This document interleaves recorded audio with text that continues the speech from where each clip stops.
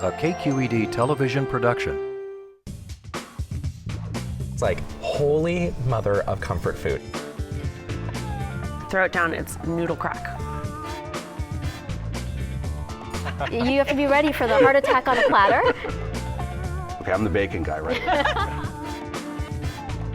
Oh, it just did a jig every time I dipped into it. It just completely blew my mind. I felt like I had a mouthful of raw vegetables and dry dough. Oh, yes. Please, I want the dessert first. Yes. Told me you had to wait. Check Please Bay Area is made possible by the members of KQED and by IRG has thousands of natural stone surfaces, all in stock today. IRG, online at marblecompany.com. Bay Area Subaru dealers. Opportunities to test drive the 2014 Subaru XV Crosstrek Hybrid are available at local Subaru dealers. Subaru, online at subaru.com. Located at the southern gateway to Napa, Jameson Ranch Vineyards offers handcrafted wines, chef's food pairings, and weekly live music. JamesonRanch.com. Oakland International Airport, offering new flights to Europe, Hawaii, and all across the USA. Oakland International. Park close. Fly on time. With whole toasted sesame seeds, garlic, ginger, and other natural ingredients, soy vey sauces and marinades bring a taste of Asia to your favorite dishes. Support KQED's vehicle donation program and donate a car to help raise funds for quality public media. Powered by Cars. Hi, I'm Leslie Sabraco. Welcome to Check Please Bay Area, the show where regular Bay Area residents review and talk about their favorite restaurants. We have 3 guests and each one recommends one of their favorite spots and the other 2 go check them out to see what they think. Hi y'all. We're celebrating America with a special show revisiting some of the good old Southern cooking spots from past episodes. We begin with the Front Porch. It was guest Otto Tav who brought this cozy spot, complete with rocking chairs and blankets out front, to our attention. The chef has moved on, so the kitchen's emphasis is now on Louisiana and New Orleans style cooking. Get ready to spoon up some of those tasty grits. On 29th Street at Mission in San Francisco at the Front Porch. So I was born in the UK. My father's from Antigua and my mom's from Barbados. So my parents chose to have my brother and I grow up in the Caribbean so we could learn about our culture and where we came from and who we are. And I think it paid off because that's where my interest came from for food. My grandmother was the cook on a sugar plantation in Barbados, and later in life she had a stroke, and being the youngest girl in the house, I had to learn how to cook. So they built me a little stool which I'd stand on and reach the stove, and those are my first memories of cooking good Caribbean soul food. So often here at the Front Porch, the food is mistaken for Southern food, and the only reason I can put that down is the similarities in ingredients that we use. But you have to remember that most of this food came from Africa to the Caribbean to the South. So for me, I cook with a Caribbean soul, and I'm cooking recipes that were inspired by my grandmother. The evening starts off here with a lot of families. We feed a lot of people in the neighborhood. And later on in the night tends to get a bit rowdy and raucous, but I think it's all in good fun. It's loud, the wait is long, but it's definitely worth it. The Caribbean sits in the heart of the Mission. Now, Otto, you love this place. Is it just because of the St. Peter's Cream Stout, your favorite beer? This by far is the best ale I've ever tasted, but it's not the only good thing about the restaurant.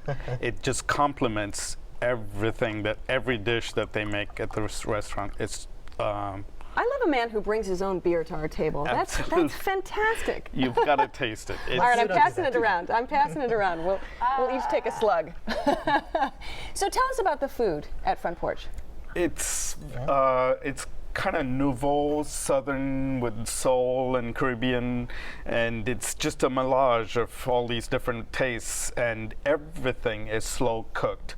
Like my main was the special cod, and you could tell it was slow cooked because the skin peeled off in one section. It didn't crack, it didn't break, so you could tell it was very slowly cooked. Right. And it was just awesome taste because they let the flavor just blend in as it's being slow cooked. And it really does have a front porch. You can sit on the rocking Absolutely. chairs in the front porch while you're Yeah. waiting for your table.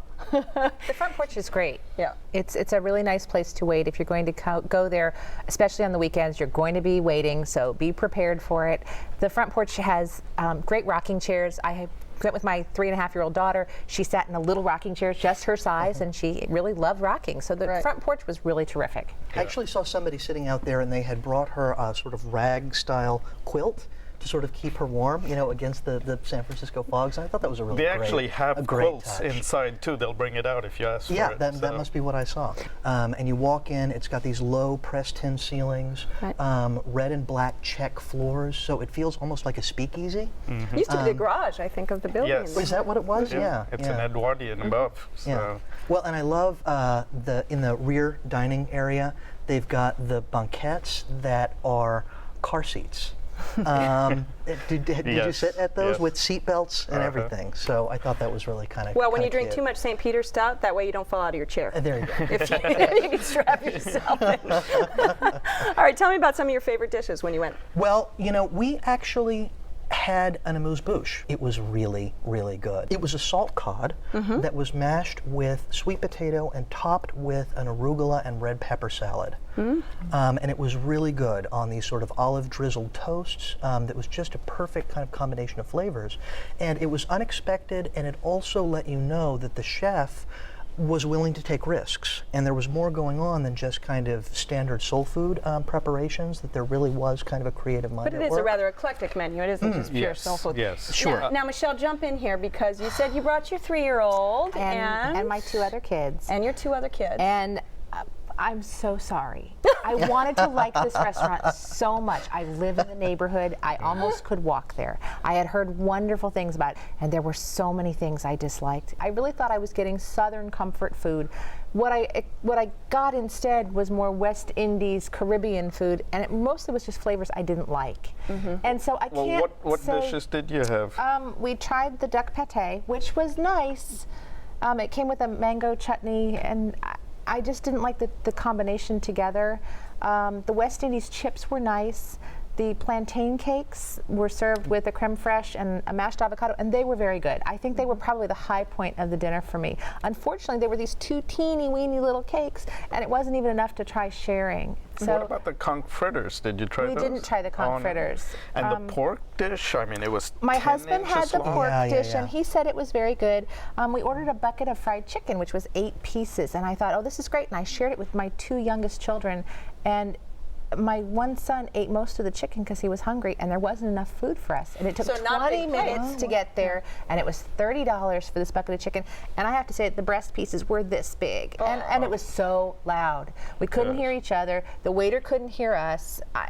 We waited for a really long time. There was cigarette smoke wafting in from the porch into the restaurant. We had to ask them to close the door so the smoke would stop.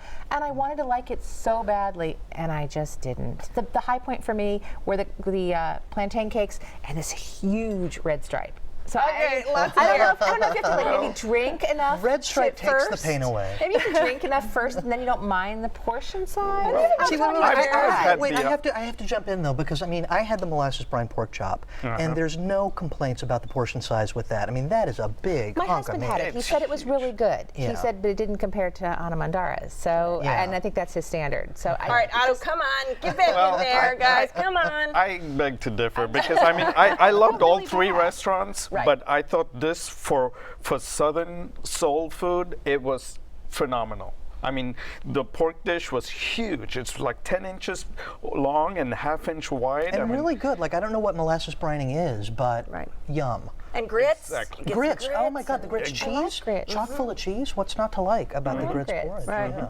And we, in fact, the portions were so big, we never got to eat dessert because we were just too stuffed. My partner and I are both kind of big guys. We got the bucket of fried chicken and we didn't finish it off. Although, I mean, we ordered a bunch of sides as well, you know, plus appetizers. But you know, we were plenty satisfied with the. We even took it home. And should people expect a wait? Yes. Absolutely. Okay. Although we got there early, we got there around 6:15, and we didn't have to wait at all. There was a table open in the back. By 6:30, it was a good 40 minutes. It got crowded pretty quickly after we got there. All right, Otto, this is your restaurant. Tell people why they need to get to the Front Porch. It's totally unique Southern cooking with a lot of Caribbean flavor, and yes, it's loud, and yes, there's plenty of people there, so it's going to be hard to get a table, but it's well worth the wait. And David? Funky, soulful, satisfying, in a great neighborhood. I'll totally go back. Okay, and Michele? I think it just wasn't the restaurant for me. It was too loud, it was too crowded, portions were too small. It just wasn't the right restaurant for us. All right, you're not getting any more beer. Okay. That was the only good part. The part I did like was the beer. If you would like to try the Front Porch, it's on 29th at Mission in San Francisco. The telephone number is 415-695-7800. It's open for dinner every day with brunch on the weekends. Reservations are accepted, and the average tab per person without drinks is around $20.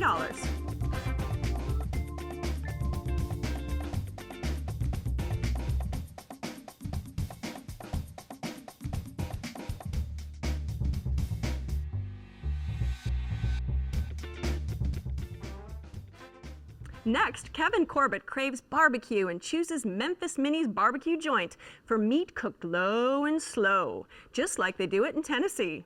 For fork tender brisket that melts on the tongue and homemade sauce, it's hard to save room for dessert. On Haight Street in San Francisco at Memphis Minnie's barbecue joint. Memphis Minnie's is devoted to Southern style slow smoked barbecue. 18-hour brisket, 16-hour pork shoulder, everything smoked with white oak wood, no gas, no charcoal, everything made from scratch in-house, from the rubs to the sauce to the dessert, everything in between. We have a very special secret recipe for our rubs. Myself and the owner are the only ones who know about it currently. We use a red rub on all the beef and chicken products and a white rub on all the pork products. That's about as deep as I can go into it. The knickknacks and whatnot are from my collection, from the owner's collection, and sort of a safe haven for some of our customers who have cow and pig stuff in their house that need to get it out. One of the more interesting things is a parking ticket that the owner got from DPT for food that was too good to miss by Sergeant Foodie. We now know that even DPT has a sense of humor. Okay, Kevin, this place takes, 18 hours to make their brisket? 16 to 18 hours. And you can really, I think, taste the care and the seriousness that they take. Barbecue is supposed to be fun, and it is. But when it's done poorly, I think you can really, really tell. One of the things that really first drew me to Memphis Minnie's was the fact that they don't just slather their meat in sauce. You actually taste the meat. Which leaves little room for error, and hence the great care that they take. And the owner is really interested in that. He says, forget the sauce. It's all about the meat. Forget the sauce. I mean, as we say, leave the sauce for the fries. No, he does make his own sauces. He does make his own sauces, and 3 different sauces, which is great because you get to try different regional varieties of barbecue flavors. You have the Texas Red, which I actually love because it's got this clovey cinnamon thing going on. Right. There's a traditional South Carolina mustard sauce, which is a little more tangy. And then I think the one that most people aren't familiar with is the vinegar-based North Carolina barbecue, which works for me because it's not too acidic. So distinct. Exactly. So distinct. And you didn't need to drown the meat because the hot rubs were... Yeah. And let's talk about the meat. Let's talk about the beauty and the beef here, because this place... That's where it's at. Beauty and the beef. That's where it's at. I like it. I mean, this is where it's at. Brian, give me your take on the meat. I gotta say that Kevin, I love this place. Great. I love this place. And with, I said to people, with all due respect to my Eastern European roots, my Jewish Eastern European roots, this is the way brisket should be done. Yeah. With a spiced crust. The crust is unbelievable and juicy, and I'm used to a steamed brisket. The pulled pork was unbelievable. A lot of times with smoked meat, you sometimes it can be dry.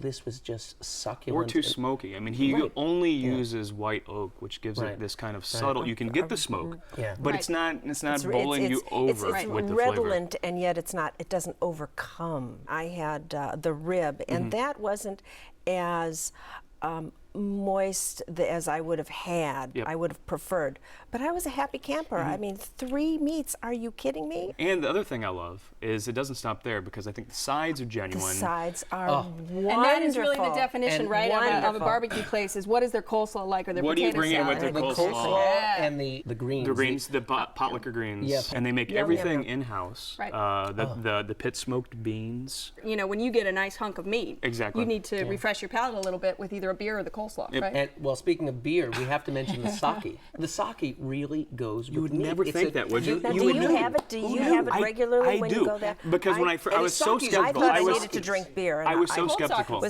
think it was my first beer I've ever had in my life. So.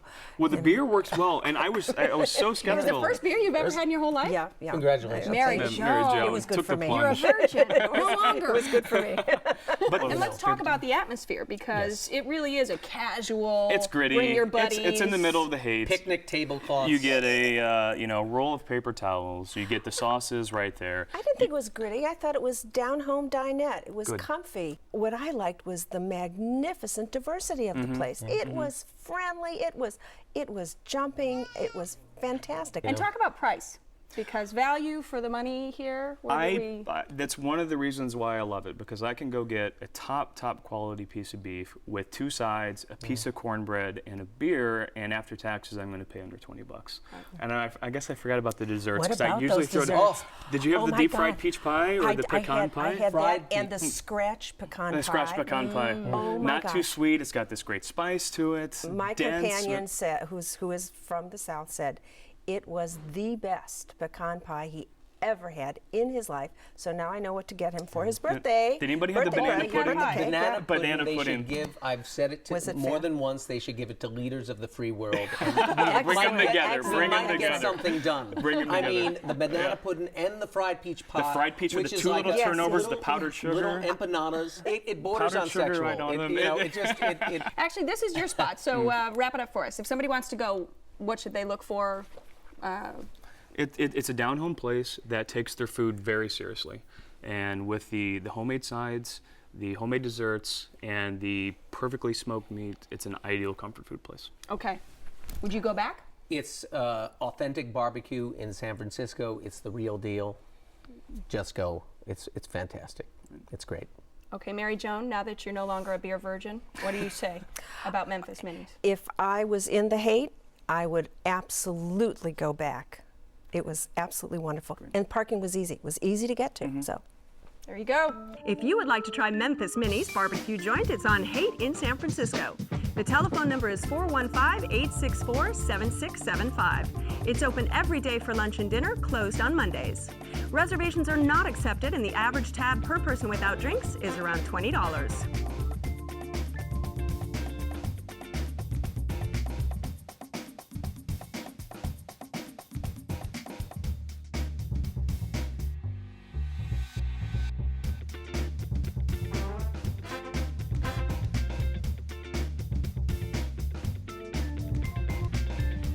And lastly, guest Tom Temprano cycles across town to Auntie April's for their finger-lickin' good chicken and waffles. He goes for the soul food recipes that are priced right. You won't find the red velvet cake mentioned on the show anymore, but you will find red velvet waffles on the menu. On 3rd Street in San Francisco at Auntie April's Chicken, Waffles, and Soul Food.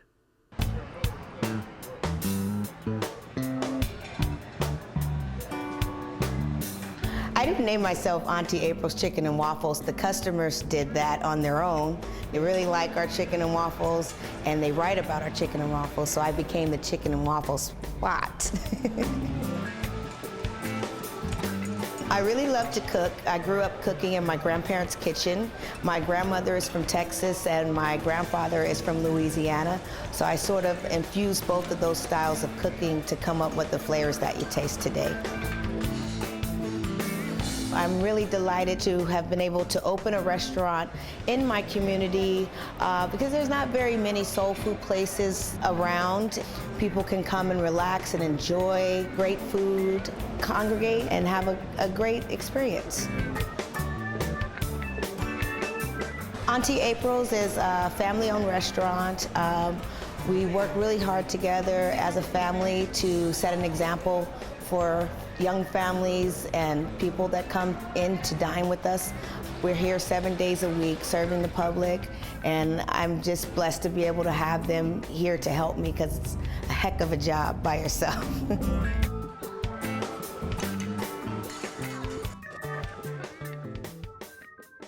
Now, Tom, you are a chicken and waffles specialist, as I understand it, having grown up with Roscoe's in L.A.? Indeed, indeed. Many a Friday night were spent, underage at a Roscoe's down in LA. So I've had my fair share of experiences. And that's where your soul food roots come in, right? Well, I mean, my dad grew up making great barbecue, but Roscoe's sort of cemented it for me. Right. And actually, you were telling me, Stacey, you went to Roscoe's. I went to Roscoe's just this past weekend. I was down in LA, and I thought, okay, so I've been to Auntie April's, and everybody talks about comparing Auntie April's to Roscoe's, and I thought, I got to check out Roscoe's and see what the real deal is. All right, so what did you think? You know what? I like Auntie April's better.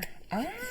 On both counts, I liked Auntie April's chicken better, and Wow. waffles. Yeah. The Belgian-style waffle that she does is fantastic. Phenomenal. Yeah, that was my shock, too, because I had no idea there was a chicken and waffles place in San Francisco and just stumbled onto it one day. And It's not easy to find. I mean, it's out in Bayview, and it's not like you're going to just drive by and pop in, probably. I was actually on a Sunday bike ride and just skidded to a stop on the street and popped in and got some chicken and waffles, and blew Roscoe's right out of the water. Now, you're a musician, Terrence, and the chicken and waffles story goes that, in Harlem in the 30s, it was developed, really, this combination of chicken and waffles because the musicians would get off work at 4 or 5 in the morning, and it was too late for dinner and too early for breakfast, right? Absolutely. So you put them together, and you Sure. get chicken and waffles. Absolutely. And what did you think of this? I thought it was good. Going into it, there was the whole it's in the Bayview, but for me, it felt like home. It was this great neighborhood hang.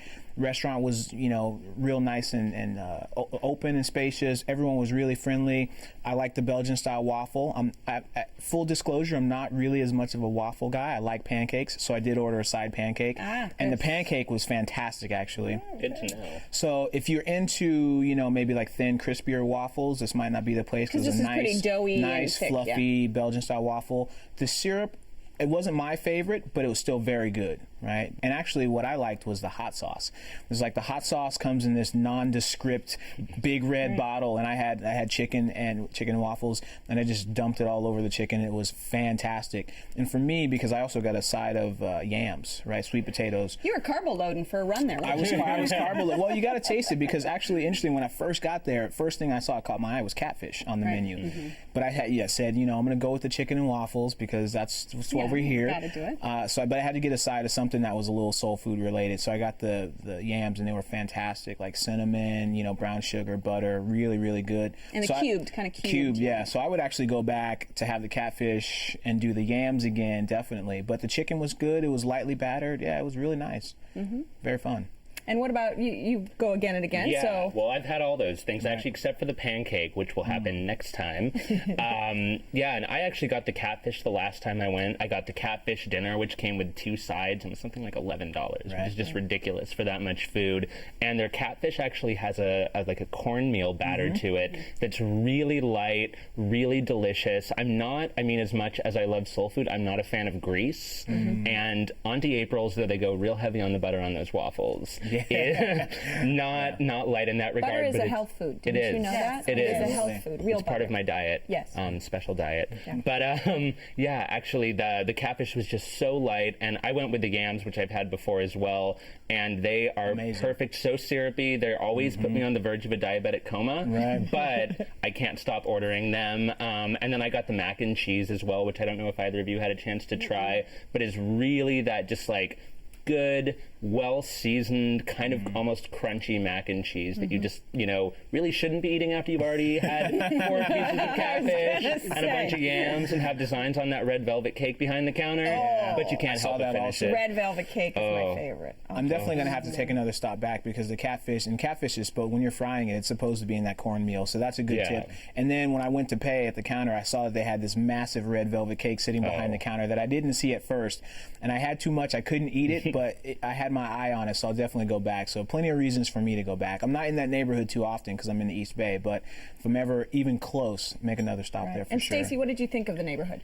It was fine. I mean, we went, the only thing is when we walked in, I don't know if it's more of a lunch place than a dinner place. Yeah. But we walked in at 5:30 on a Saturday and there was nobody there. Yeah. And I had 2 teenage boys with me. But we ended up having a great time and had a wonderful meal.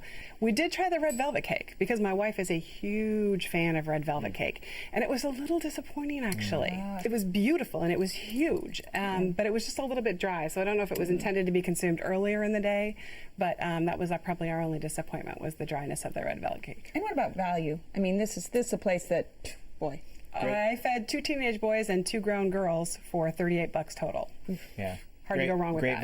Great value. But do remember to take your cash with you because it's a cash-only spot. So. All right, Tom.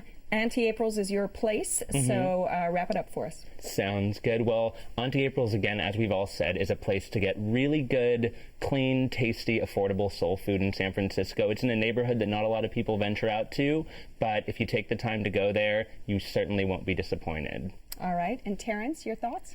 Good food, good value, lots of things on the menu, soul food-wise, for me to try again, so I would definitely recommend it to people, and I would definitely go back.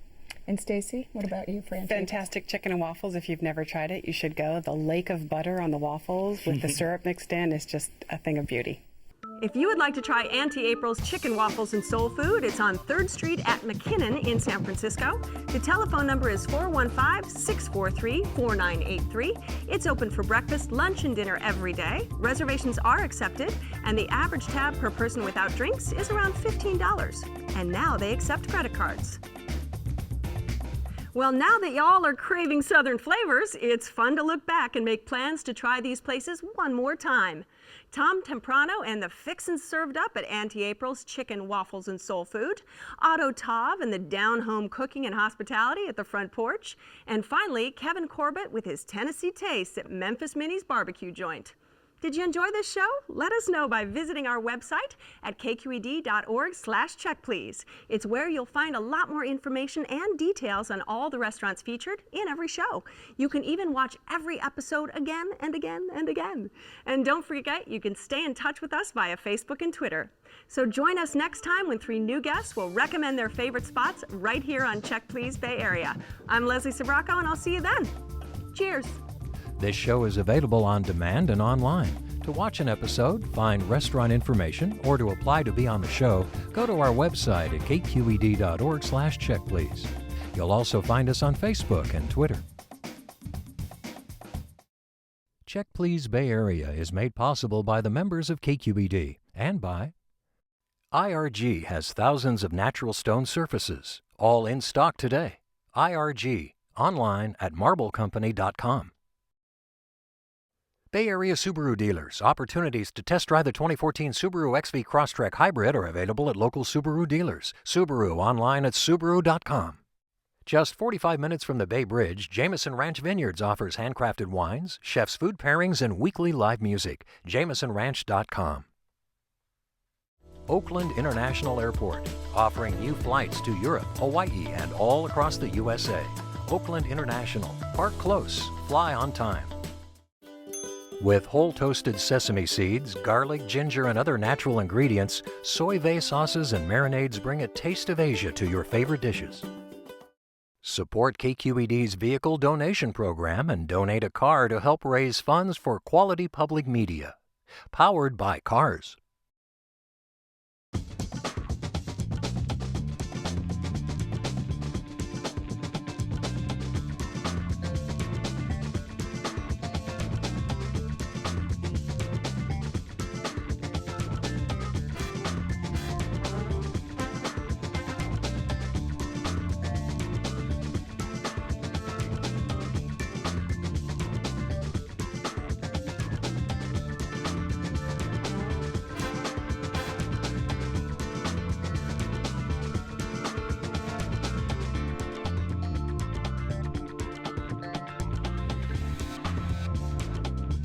a KQED television production.